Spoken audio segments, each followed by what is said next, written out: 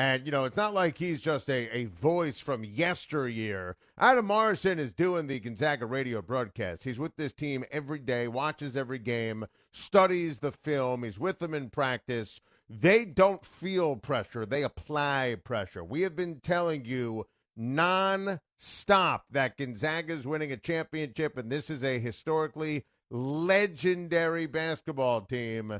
And I think you're seeing that right now. Leads us brilliantly, I might add, to the poll question.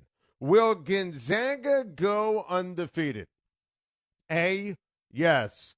B, no. Truth be told, I think Bob included one too many choices in this poll question. A, yes. B, no. Vote early, vote often. Vote on Twitter at Adam Schein at Mad Dog Radio. And the great Scotty Moose is going to read the results of the poll question coming up in the final hour of the show. And remember, for exclusive behind-the-scenes photos of Schein on Sports, you can follow the show on Instagram at Adam Schein. Josh in New Jersey, our good friend. Next, Schein on Sports. Hey, Adam, how are you? What's up, Josh? Not much. Usually talk about Dolphins. I want to switch gears, talk about my Mets a little bit. Love it. And I'll say this with the understanding that the contract is a very more than fair offer. I'll say this with an understanding that next year's shortstop free agent class is loaded with Seager and Baez and Correa. But Adam, it's time. They didn't want to wait on a catcher, and they passed on Real Muto, who ended up signing for much less than he thought he was getting. They got used and abused by Bauer as leverage for the Dodgers. They didn't want to go the extra year for George Springer. Which, by the way, of the three, the only one that would bother me as a Mets fan is Springer. I thought Springer – well, first of all, Bauer was a luxury item with DeGrom, and I didn't think Bauer ever wanted New York. Like, to me, that was pretty crystal clear the Mets are being used. George Springer, to me, is a tremendous, underrated ball player who would have been fairly rated in New York, and he was so tough, so clutch. I'm obsessed with that move for the Blue Jays. That would have been move the Mets ahead of the Braves kind of move. I'm so disappointed for people like you, Mets fans, that they didn't go the extra mile on Springer. And I agree. That was the one out of three that bothered me the most, but I was willing to put it all away. They made the big trade. They didn't give up too much value. But, they at some point, if you're at 325 and he wants 385, let's call it 11 for 350. Get it done. Don't sweat it. And, it's time. They got to find somebody to take their money. They can't mess around anymore. Well, Josh, listen, if you want to make the case that, and this is why I'm not going to kill Lindor until opening day, right? If he thinks he has the hammer and he wants to swing it, and Steve Cohen and Sandy Alderson are going to meet him in the middle, great. But, Josh, if it comes to tomorrow and the Mets haven't budged, then if I'm Lindor, I'm signing the contract. Because I don't believe on the open market next year, and you just rattled off the names, and I would take Frankie Lindor over Baez, over Seager, over Carlos Correa, and I love all three of those guys. I don't think Lindor is getting $325 million on the open market. All it takes is one owner. I agree, but I don't think he's getting it.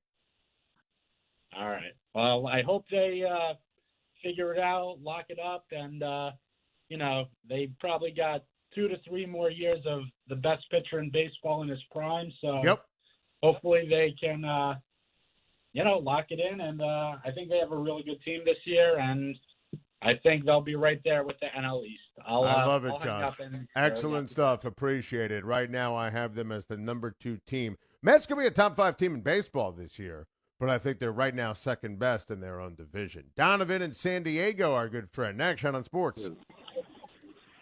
Hey, Schein, how are you? What's up, Donovan? I'm good. Can I ask you a question about the NBA and what you think about who are, the real contenders? Absolutely. I love the way you phrase that question because to me, In the Eastern Conference, it's Brooklyn's world, and we're just living in it. I think Right. they are unequivocally the team to beat. You saw Milwaukee after an 8-game winning streak. They went into a bit of a tailspin. They lost 3 straight, lost to the Clippers. So I think that Brooklyn is absolutely the team to beat when you look at it in the Eastern Conference. The Western Conference to me is a little bit different. Utah is absolutely the best team, and I'll call them the team to beat.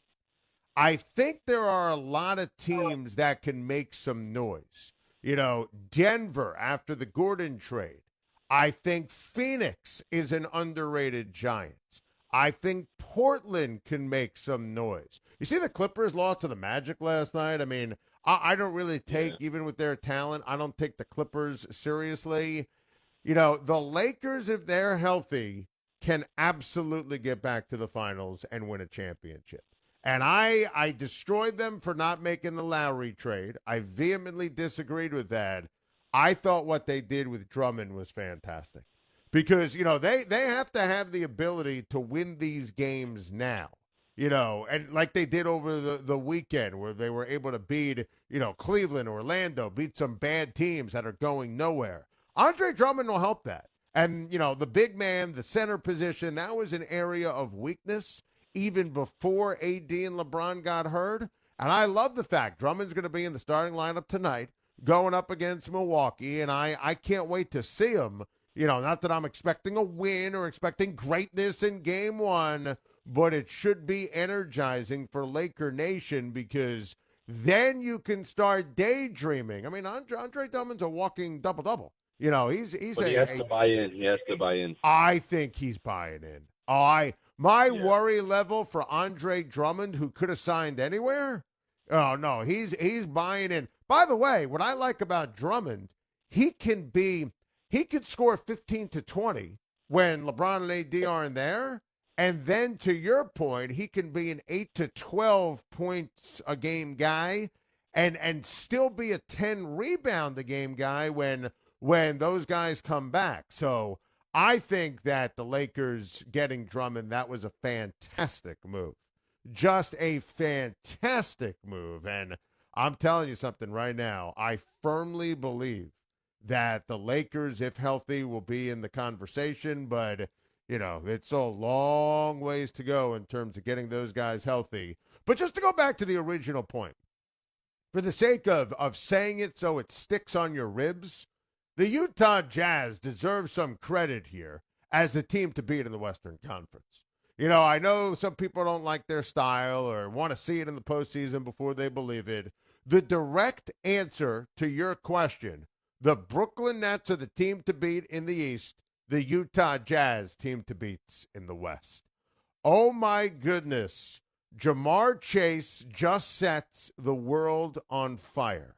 We're going to get into it, how it affects the draft, and take more of your outstanding telephone calls right after our good friend Dan Lang and the Mad Dog Sports Radio Sports Fight.